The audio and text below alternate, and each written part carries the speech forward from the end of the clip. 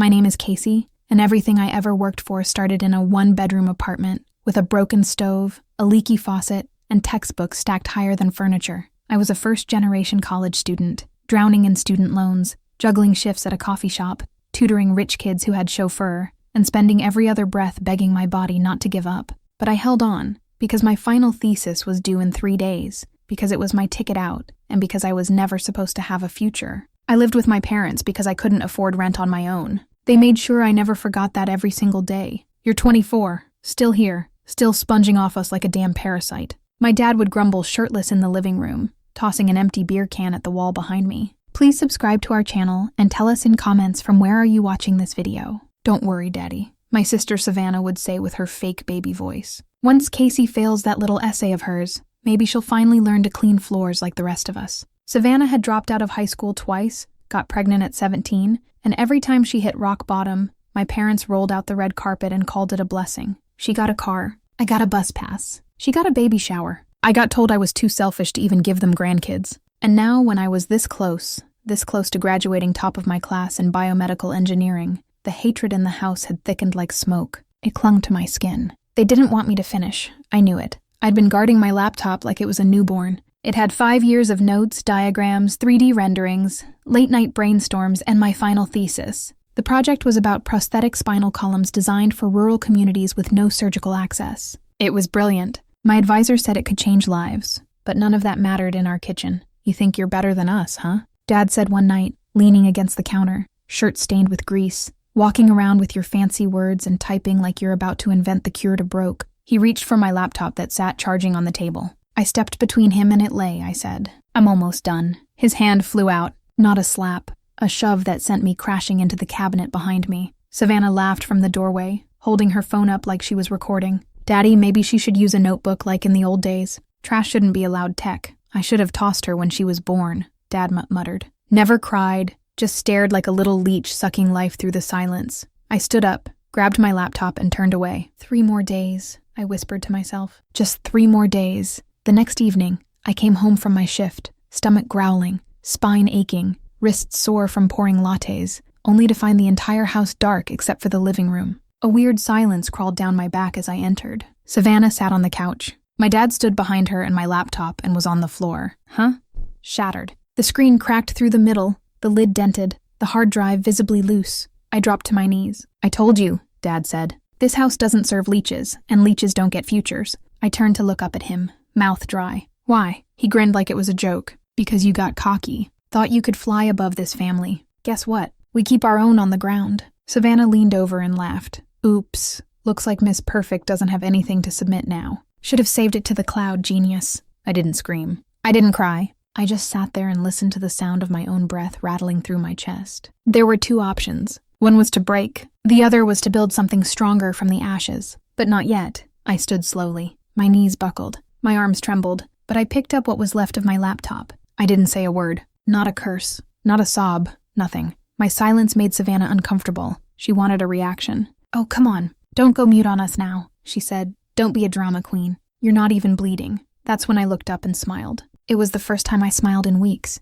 Because I knew something she didn't. Because my project didn't live in the laptop anymore. It lived in my head in every sketch memorized, in every calculation tattooed on my brain through sleepless nights. I could rebuild it. But I wouldn't just rebuild my project. I would rebuild everything, and they would regret ever touching me. The next morning I left without speaking. Not because I was scared, because I needed silence to plan. They thought I'd vanish, that I'd run to a professor, cry for an extension, or go spiral like Savannah used to when she didn't get picked at cheerleading tryouts. But I walked straight to the university's lab building. My fingers were still bruised from trying to gather what was left of my thesis, but I had more than they knew. I had backup fragments saved in the school's simulation drive. Not the full draft, but the structure, the spinal prototype blueprints, enough to resurrect something powerful. Dr. Ellis, my advisor, looked up as I walked into her office. She squinted, saw the swelling above my temple where the laptop struck, and her face dropped. Oh my God, Casey, what happened? I shook my head. I just need access to the lab this week. I'm rewriting my thesis. She stared at me for a long second before answering. You have 72 hours left.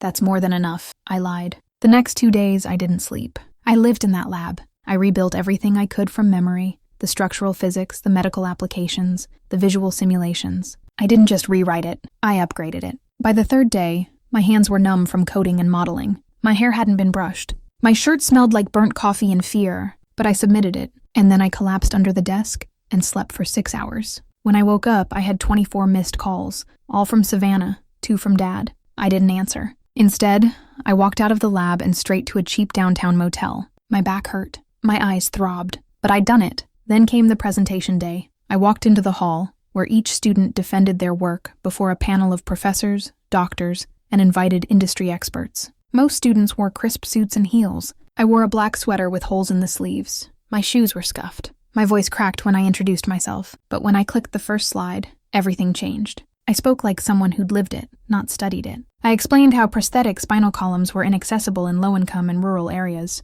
I walked through the polymer materials, the adjustable hinges, the cost efficiency. I showed animations, projections, and then ended it with the most important slide. A drawing I made at 2 a.m. in the motel, scrolled in the corner of a napkin and later digitized. It showed a little girl, stick figure thin, standing upright in a hospital corridor, wearing a paper gown and a mechanical brace down her back. The room went silent. And then the applause started. I didn't just pass. I won the Dean's Thesis honor. My name was added to a research fellowship board, but I still hadn't gone home until 3 days later. When I walked into the house, Savannah was standing in the kitchen with her arms crossed, eyes bloodshot, phone shaking in her hand. "You made me look like a joke," she screamed. I blinked. "What?" She shoved her phone into my face.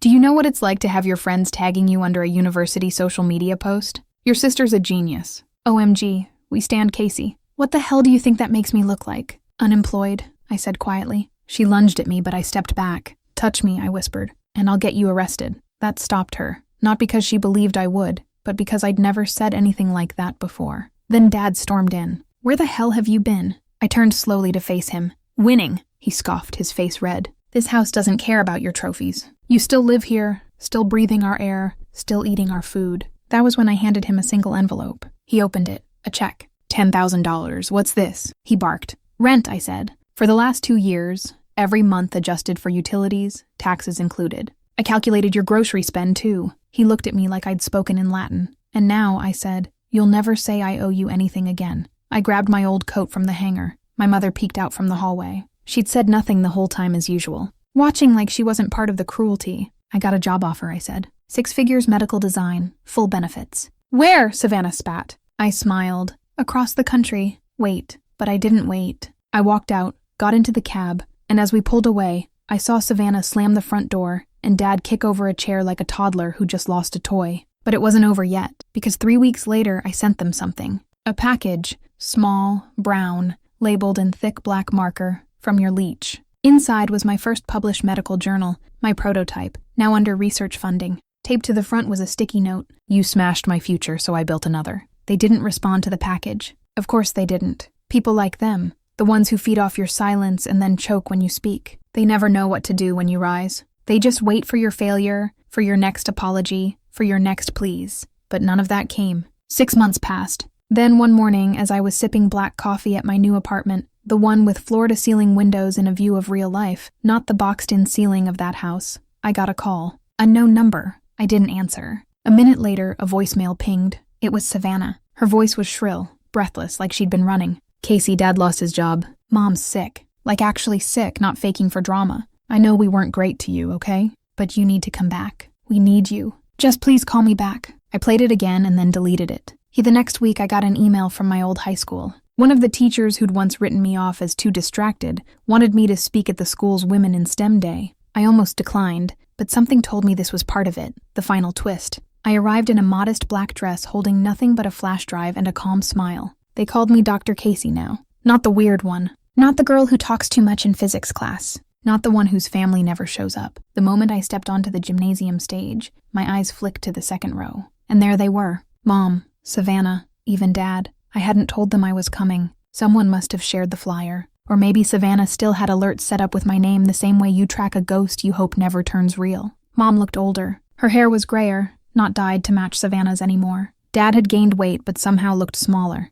And Savannah, she looked hollow, not broken, just empty, like she'd run out of people to be better than. I didn't flinch. I opened my speech. "Good morning. My name is Dr. Casey Monroe. When I was 17, I was told I wasn't built for brilliance. I was told that being creative made me unfocused, that asking questions made me difficult, that standing out made me less. I paused. My eyes scanned past them. I spoke to the girls in the room. What I wasn't told was that those things were power, that the people who try to make you feel small are usually terrified of what you'll become when you finally realize how big you are. Applause. Savannah shifted in her seat. Dad scratched his neck. I continued. When I was preparing my final thesis, someone destroyed it. Physically smashed it. Tried to convince me that I'd never make it out, that my future was disposable. I rebuilt it in 72 hours. Not because I'm special, but because I was done letting people write my ending. I didn't need to say names. They knew. I wrapped the speech, shook hands, took photos with little girls who held science kits and sketch pads. When I left the building, they were standing by the parking lot, all three of them. Savannah looked like she wanted to cry. Mom opened her mouth first.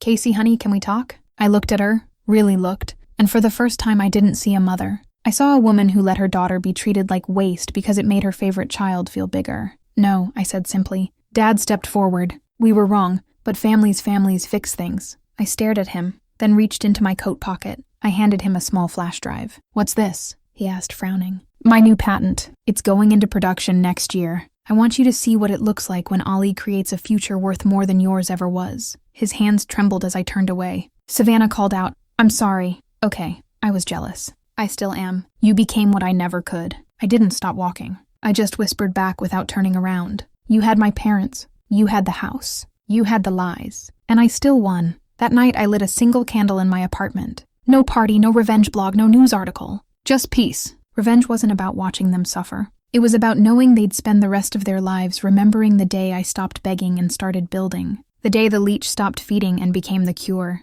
Please subscribe to our channel and tell us in comments from where are you watching this.